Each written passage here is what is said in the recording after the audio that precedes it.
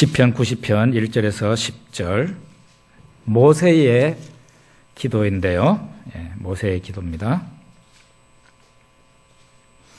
천천히 같이 읽겠습니다. 주여, 주는 대대에 우리의 거처가 되셨나이다. 산이 생기기 전 땅과 세계도 주께서 조성하시기 전 곧 영원부터 영원까지 주는 하나님이시니이다. 주께서 사람을 티끌로 돌아가게 하시고 말씀하시기를 너희 인생들은 돌아가라 하셨사오니 주의 목전에는 천년이 지나간 어제 같으며 밤의 한순간 같을 뿐임이니이다. 주께서 그들을 홍수처럼 쓸어 가시나이다.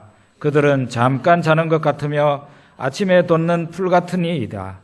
푸른 아침에 꽃이 피어 자라다가 저녁에는 시들어 마르나이다. 우리는 주의 노에 소멸되며 주의 분내심에 놀라나이다. 주께서 우리의 죄악을 주의 앞에 놓으시며 우리의 은밀한 죄를 주의 얼굴빛 가운데 두셨사오니 우리의 모든 날이 주의 분노 중에 지나가며 우리의 평생이 순식간에 다하였나이다. 우리의 연수가 70이요 강건하면 80이라도 그 연수의 자랑은 수고와 슬픔뿐이요 신속히 가니 우리가 날아가나이다. 아멘.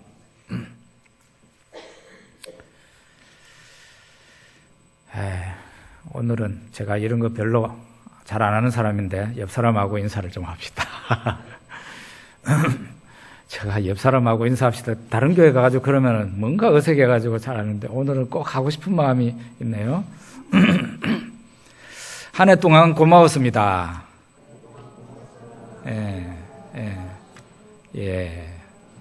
참 고맙지요? 한 해 동안 하나님 은혜로 여기까지 온 것 같고요. 우리 여기 형제 자매들이 도와주셔서 잘 온 것 같습니다. 한 분 더 할까요? 보니까 굉장히 아쉬워하는 것 같은데. 한 해 동안 고마웠습니다. 누구는 신랑 신부끼리 하는데 아주 부럽습니다. 저는 여기에 있습니다. 다사다난했다고 얘기를 하죠. 많은 사건이 있었고 많은 어려움이 있었던 한 해였던 것 같습니다. 특별히 여러분과 제가 살고 있는 이 지역은 대한민국 사람들 가운데서도 특별한 경험을 한 건데 지진이라는 것이 이 지역에 일어나서 또 다른 지역의 사람들도 고생 좀 했겠지만 우리는 거기에다가 지진까지 더해져서 한 해를 아주 보냈는데 어떨 때는 정신이 없었고 어떨 때는 무서워서 떨기도 하고 그렇게 하면서 살다가 보니 원래 제일 마지막 날 12월 31일 날이 되고 주일이 되었습니다. 이렇게 한 해의 마지막 날이 된 것처럼 우리 인생에 우리들이 살고 있는 우리 인생에 반드시 종착역이 있다는 거.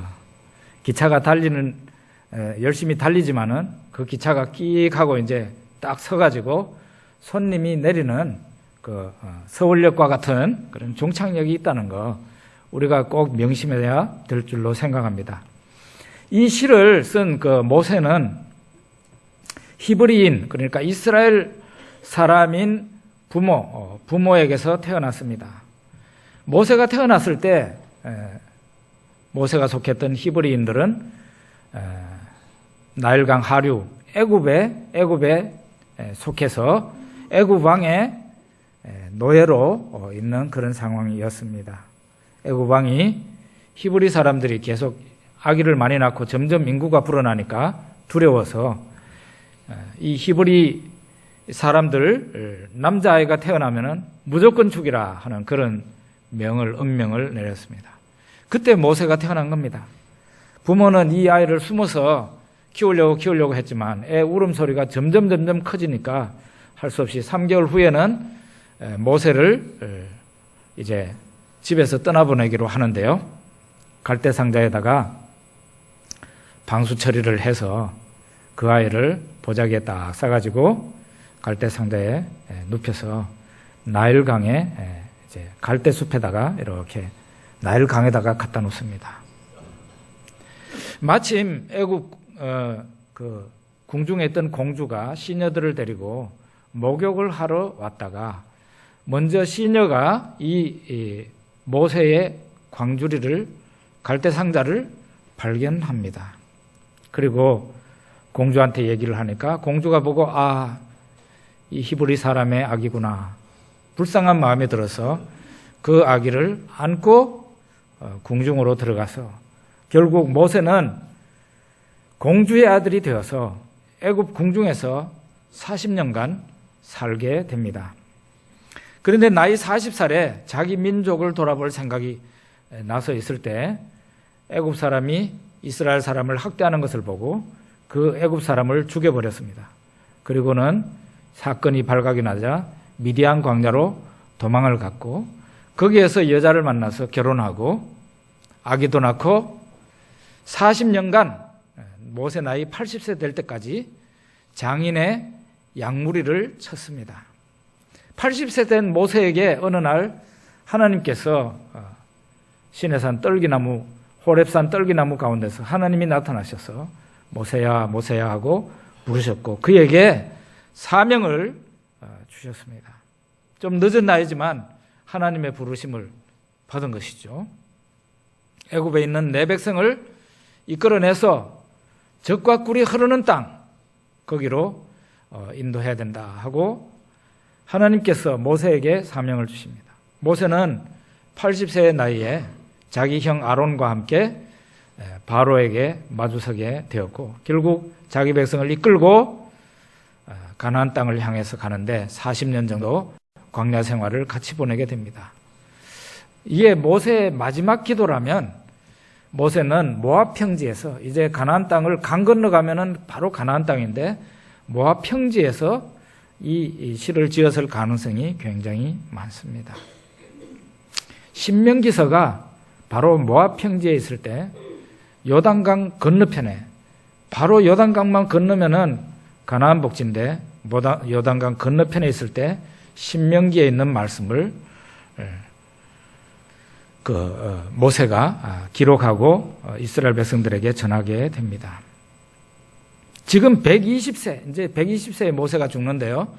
120세가 된 모세는 인생의 종착역이 바로 코앞에 와 있는 거예요. 바로 코앞에 와 있어요. 모세가 기력이 쇠하지 않았다 그랬고 눈이 흐려지지 않았다고 그랬으니까 바로 이게 하루 전날 쓰는 시일 수도 있습니다. 바로 전날 했는 것일 수도 있어요. 모세는 이 시에서 고백합니다. 하나님은 영원하시다고 고백합니다.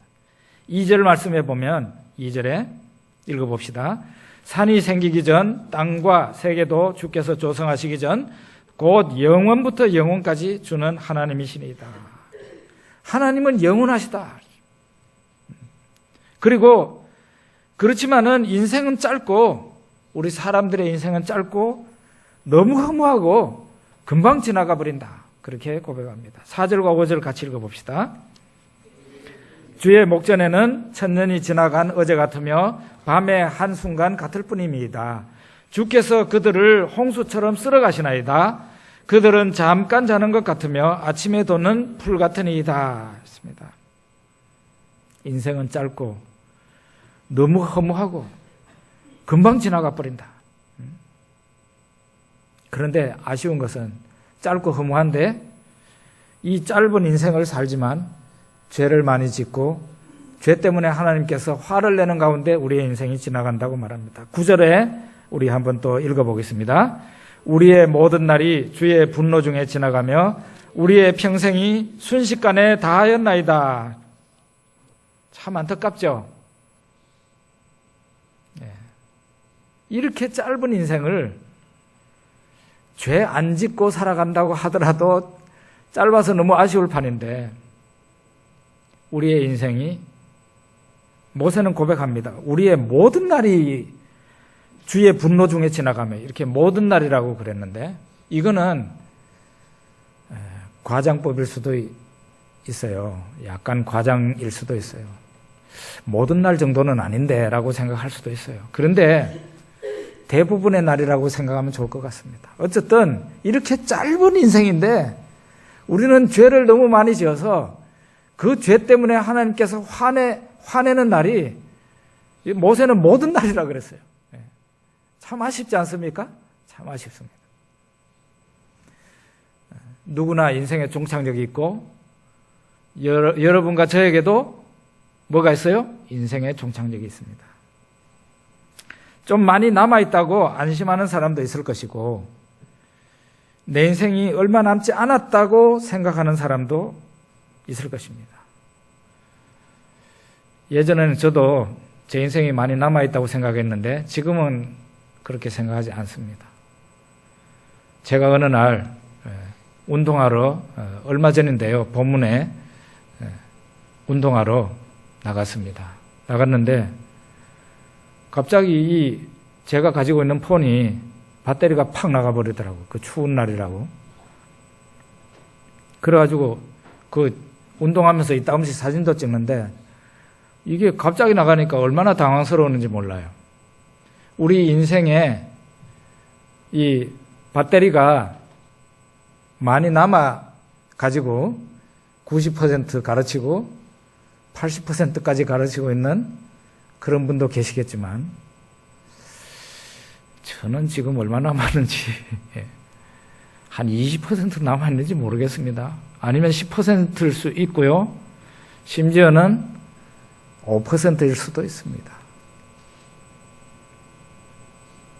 어느 날 그런데 내 인생은 90%쯤 남아있다고 생각을 했는데 제가 가지고 있었던 그 폰처럼 갑자기 어느 날 배터리가 팍 꺼져가지고 그냥 선착순 그런 거 나이순 가리지 않고 하나님께서 뽑아 올리시는 경우도 있잖아요.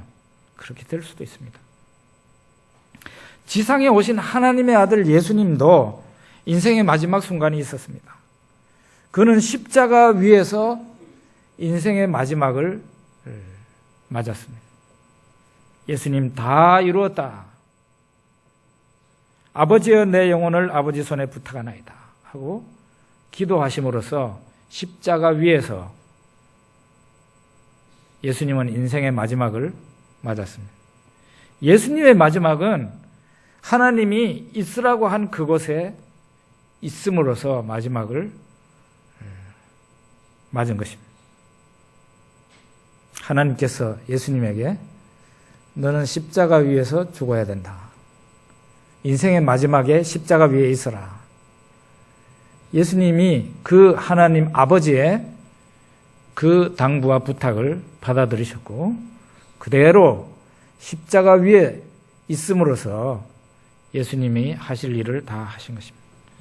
만약에 우리는 예수님처럼 십자가 질 필요가 없습니다만은 우리도 할 수 있다면 하나님이 우리 인생의 종착역 딱 우리의 인생이 끝날 때 우리의 배터리가 꺼질 때 하나님이 있으라고 한 그 자리에 있다가 하나님께 우리의 영혼이 간다면 그것은 최선일 것입니다.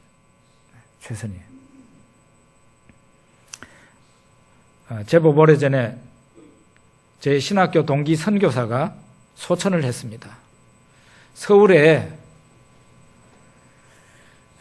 빈소가 서울에 있었는데 그 입관식에 제가 좀 빨리 가가지고 참석을 했습니다. 이 선교사는 한때 서울 강남에서 사업을 하면서 잠실 주공아파트 그 잘 산다는 사람들만 산다는 잠실 주공아파트에 살고 하는 그 선교사와 사모님 잘 나가는 사람이었습니다. 그런데 어느 날 하나님이 그를 부르셨습니다. 그는 순종했고 좀 늦은 나이에 신학교에 입학했고요. 그래서 저와 같이 공부를 하게 된 겁니다. 신학교 졸업 후에 오랫동안 전남 광양에 있는 시골교회에 가서 목회를 하고요. 50이 넘은 나이에 선교사로 나갔습니다. 중국에 갔습니다. 중국 가가지고 중국말 열심히 배우고 중국말로 교리 강좌도 하고 이렇게 사역을 하다가 한 10년 가까이 하더니 마지막에는 인도로 넘어가 가지고 인도에서 선교사 생활을 하기 시작했는데 인도로 넘어간 지 얼마 안 되어서 암이 발견되었다고 그러고 결국 그 암 때문에 하늘나라로 가게 되었습니다. 제가 그 선교사의 입관식에 가가지고 시신을 이렇게 보게 되었습니다. 동기 선교사의 시신을 보니까 원래 키가 작은 사람인 것은 내가 알고 있었지만 정말로 누워있는 그 시신을 보니까 무슨 초등학생이 누워있는 것처럼 키가 너무 작게 보였어요. 저는 좀 충격을 받았어요. 이 사람이 키가 이렇게 작았나. 그러면서 어떤 생각이 들었는가 하면 이 사람이 이 작은 체구로 그렇게 열심히 돌아다니면서 복음을 전했나. 선교도 하고 복음을 전했나. 그런 생각이 들었습니다. 그런데 그 남편 선교사는 그렇게 갔습니다. 하늘나라 가고 난 뒤에. 저는 사모님이 그 인도에서 돌아올 줄 알았는데 인도 뭄바이에서 돌아오지 않고 지금도 계속 70 바라보는 그 나이에 어쩌면 70 넘었는지 모르겠네요. 혼자서 선교활동을 하고 있습니다. 자녀들이 다 잘 되었습니다. 한 애는 프랑스 파리에서 살고 있습니다. 돈 잘 버는 애들입니다.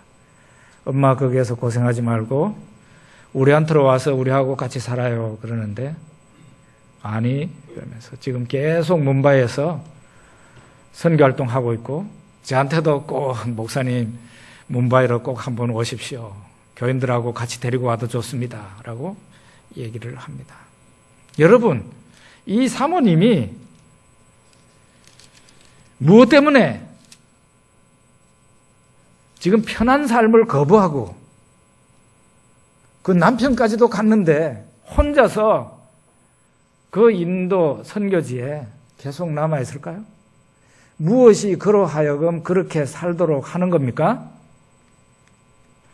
누구가 그에게 시켰겠습니까? 처음에는 하나님이 명을 내려서 시켰겠지만 그 정도 되면 자녀들이 돌아오라고 하는데 자녀들에게로 갔을 겁니다. 그런데 그 사모님은 지금도 그렇게 하지 않아요. 무엇이 이 사모님으로 하여금 그렇게 살도록 하는 건가? 그런 생각을 해봤습니다. 그것은 필시 나는 언젠가는 하나님 앞에 서게 된다. 그 절박감 때문에 내가 하나님 앞에 섰을 때 어떤 모습으로 서야 되는가? 내 삶이 하나님 앞에 평가를 받을 텐데 내가 어떤 모습으로 서야 될 것인가? 그거를 생각하니까 거기에서 계속 있는 거예요. 그게 말하자면 사서 고생한다는 말이죠. 누가 시키지도 않았는데 자기가 그렇게 살아야 될 줄 알고 그렇게 살고 있는 겁니다. 어떤 사람은 인생의 종착역에서 칭찬을 받을 겁니다. 그러나 하나님의 칭찬을 받을 거예요. 잘하였도다 착하고 충성된 종아 하고 칭찬을 받을 겁니다. 그러나 아마도 대부분의 사람들은 하나님의 칭찬은 고사하고 하나님의 저주를 받아서 저 흑암의 영들, 마귀와 그 귀신들, 하나님을 대항하던 영들이 떨어지는 곳에 같이 떨어져서 지옥 형벌에 직면하게 될 것입니다. 대부분의 사람들, 과장법 아닙니다. 우리 예수님이 이런 말씀하셨죠. 좁은 길로 들어가기를 힘쓰라 그랬죠. 좁은 문으로 들어가기를 힘쓰라. 거기는 작고 협착해서 들어가는 사람이 적다. 그 말이 무슨 말이에요? 소수의 사람들만 좁은 길을 가고 천당길을 간다 그런 말이에요. 대부분의 사람들은 이 세상과 연합해서 이 세상 사람들과 똑같이 그렇게 살다가 그 인생의 종착역에서는 어떤 평가를 받을까요? 나를 떠나가라. 영원히 울며 이를 갈게 될 것이다. 하나님의 그런 말을 듣게 될 겁니다. 여러분과 저는 좀 고달프더라도, 여러분과 저는 좀 인생의 자유를 좀 우리 스스로 좁히더라도 하나님 앞에 칭찬받는, 정말 인생에 후회하지 않는 그런 인생으로 달려가야 할 줄로 믿습니다. 그렇게 살아가야 돼요. 인생이 얼마 남지 않았어요. 인생만 이렇게 종착역이 있는 게 아니라 우리가 살고 있는 이 지구와 온 우주에도 종말이라는 게 있고 종착역이 있습니다. 요한계시록 1장 8절에 보면, 그걸 같이 읽어봅시다. 주 하나님이 이르시되 나는 알파와 오메가라. 이제도 있고 전에도 있었고 장차 올 자요 전능한 자라 하시더라. 이렇게 사람의 인생만 종착역이 있는 게 아니라 이 온 우주, 이 땅과 온 우주도 종착역이 있는데 역사의 시작을 하나님이 하시고 역사의 끝도 하나님이 맺게 되는 겁니다. 인간의 실수로 원자폭탄, 수소폭탄이 터져서 이 지구가 망하고 끝나는 게 아니라 알파요 오메가가 되시는 하나님께서 이 인간 역사를, 우주의 역사를 시작하게 하신 분이 하나님이시고 이 지구와 온 우주를 이제 딱 막을 내리게 하는 분도 하나님이시라는 것을 여기에서 분명히 말하고 있습니다. 이 세상 역사의 마지막은 언제인가? 바로 주께서 재림하실 때입니다. 예수님 재림하실 때, 그때 끝납니다. 베드로 후서 3장 10절에 한번 봅시다. 거기 같이 읽읍시다. 그러나 주의 날이 도둑같이 오리니 그날에는 하늘이 큰 소리로 떠나가고 물질이 뜨거운 불에 풀어지고 땅과 그 중에 있는 모든 일이 드러나리로다. 주의 재림이 무엇같이 온다 그랬어요? 도둑같이 온다 그랬어요. 이게 예고가 없어요. 예고가 없습니다.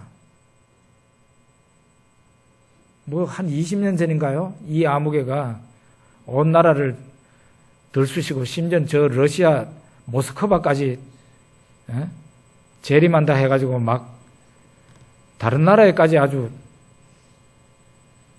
뒤흔들어 놓은 그런 사람이 있었는데 성경에 의하면 하나님은 그날을 알려주지 않습니다. 예수님은 내일 모레 내가 갈게 준비하고 있어 이렇게 말하시지 않는다는 거예요. 도둑같이 온다 그랬잖아요.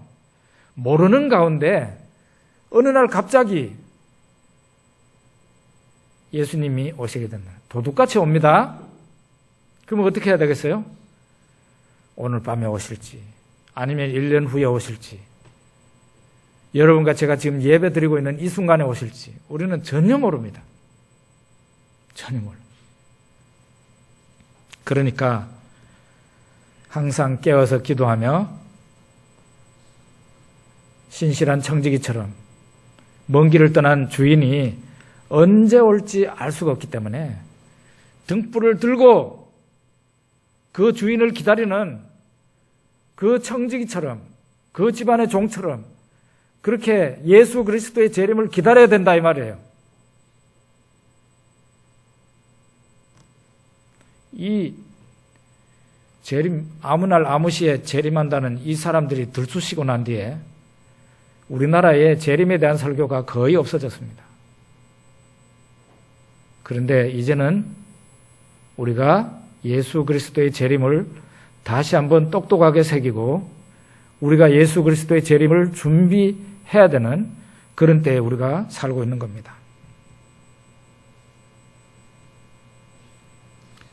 주의 날이 도둑같이 온다 그랬고 물질이 뜨거운 불에 풀어진다고 그랬어요.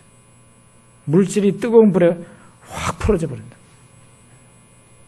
마치 화장지를 갖다가 물에다 놓으면 그게 화장지가 확 풀어져 버리는 것처럼 해체된다는 거죠. 해체.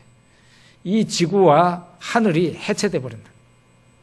그리고 여기 보면 그날에는 하늘이 큰 소리로 떠나가고, 이게 큰 소리가 어느 정도의 큰 소리인지 모르겠는데 어마어마한 큰 소리를 내면서 이 지붕과 같은 이 하늘이 떠나가 버린다. 해체되는 거예요. 그리고 땅과 그 중에 있는 모든 일이 드러나리로다 그랬어요. 사람들, 아마도 하나님 앞에 심판받아야 될 사람들만 딱 이렇게 하나님 앞에 있게 될 겁니다. 온 우주도 없어지고 지구도 없어지고 사라지고 난 뒤에 사람들만 딱 하나님 앞에 있게 될 거예요.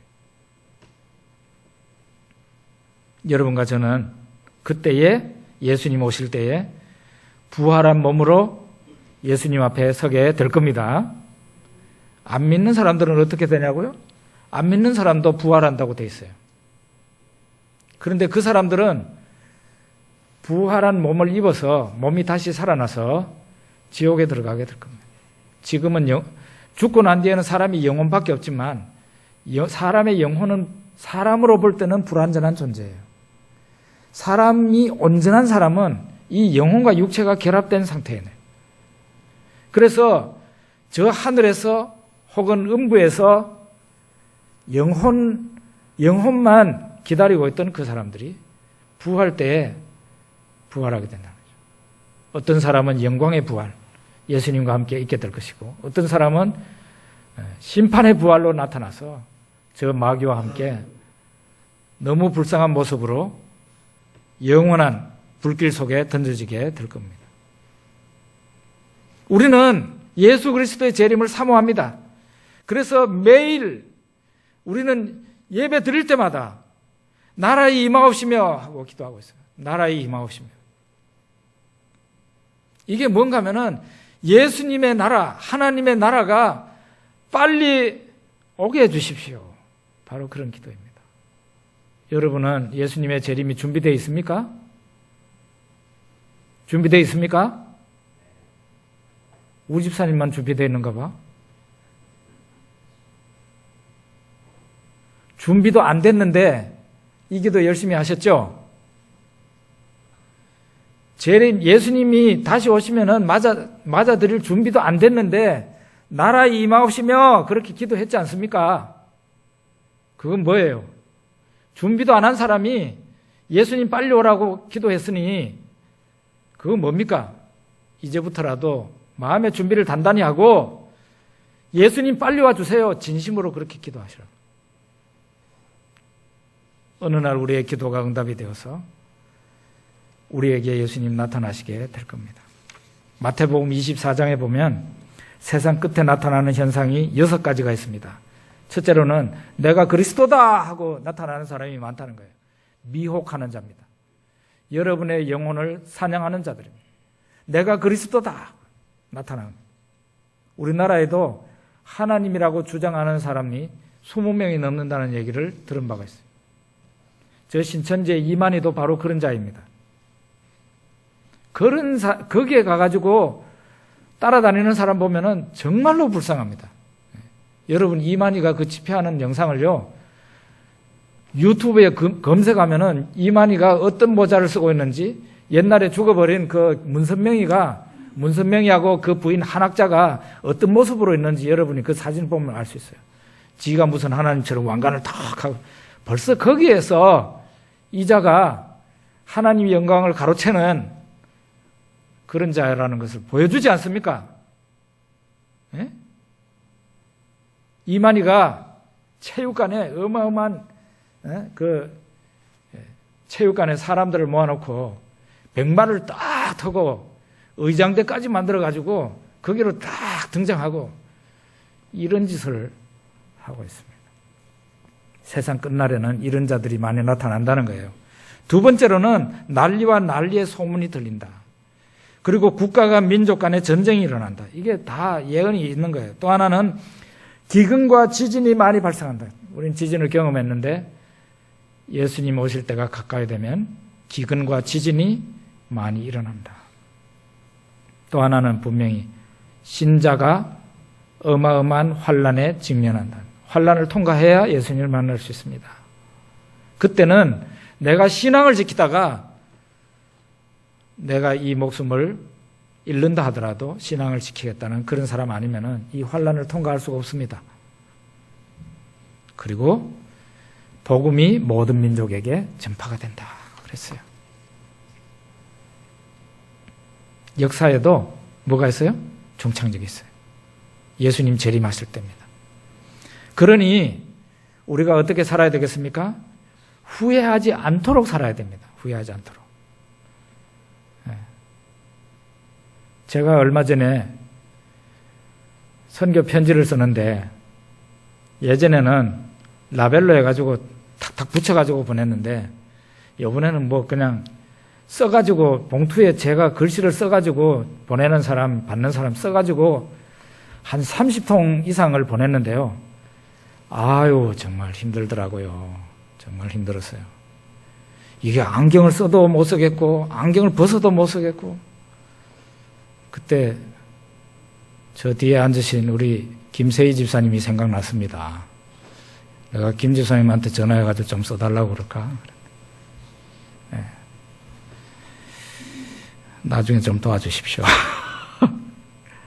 이 봉투에 주소를 쓰는데 이게 뭐 눈이 하도 아른거리고 이래가지고 글씨가 안 되는 거예요. 제가 30통을 쓰는데 정말 죽을 뻔했어요. 연세 많으신 어른들께 죄송합니다. 제가 벌써 그렇습니다. 그래서 어른들이 눈이 좋을 때 책 많이 읽고 성경책을 많이 읽어라 그런 얘기를 하는 이유가 바로 거기에 있어요. 예. 우리 인생이 얼마만 지나면은 후회할 때가 오게 되는데 그러지 않도록 미리부터 준비하라는 것입니다. 여러분, 우리가 이 세상에 끝날 때 저 세상이 열립니다. 저 세상의 문이 열리게 되는데 죽음의 문이 지나가야 저 세상 문이 열려요. 그때 가장 기뻐하고 할렐루야, 이 새로운 세상은 내 세상이다 라고 말을 하는 사람은 하나님을 위해서 산 사람입니다. 그런데 새로운 세상이 열릴 때 가장 후회하고 눈물을 흘리는 사람은 자기 자신만을 위해서 살다가 간 사람이에요. 아무것도 남아있는 게 없잖아요. 후회하지 않도록 지금부터라도 하나님을 가까이 하고 하나님을 기쁘시게 하는 삶 살아야 됩니다. 또 하나는 가진 것이 있을 때 하나님을 위해서 사용하라 하는 거예요. 우리 마태복음 6장 19절에서 21절 한번 봅시다.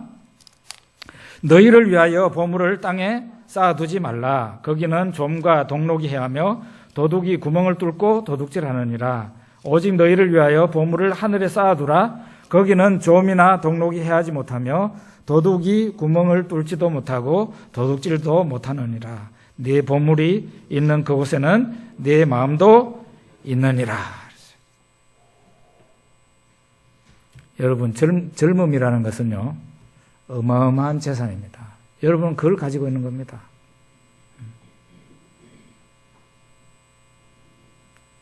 그걸 가지고 있는 거예요. 여러분이 가지고 있는 게 젊음인데, 우리 젊은 친구들에게 지금 하는 말이에요. 그 젊음이 있을 때,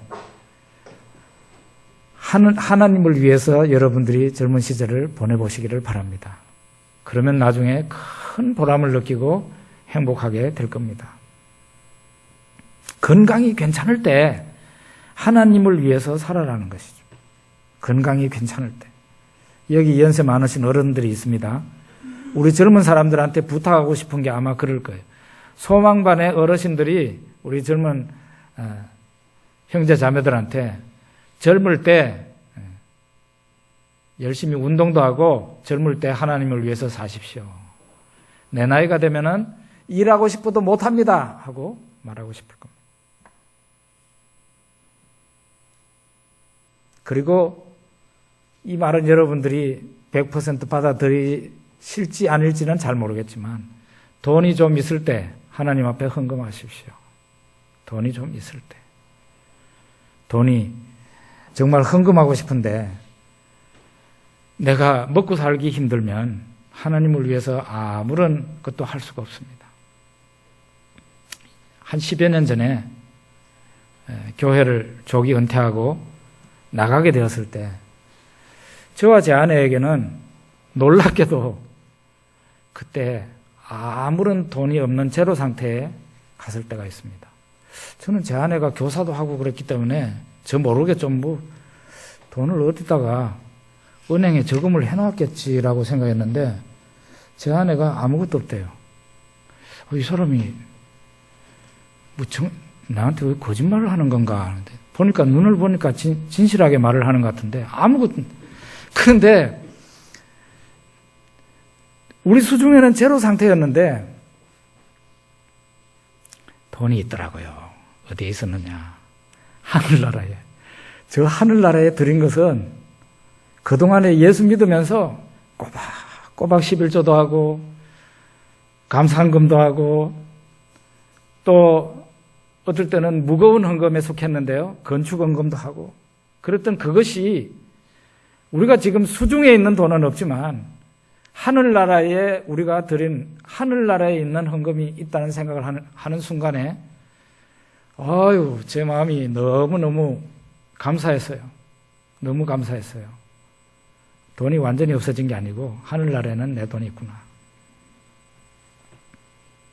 그래서 재정적으로 좀 여유가 있을 때 여러분 하나님을 위해서 사용하시기 바랍니다. 저는 여러분들에게 진심으로 권합니다. 새해부터는 믿음 있는 분들은 11조를 한번 실행해 보십시오. 그래서 하나님이 그 돈을 사용하시도록 한번 해 보십시오.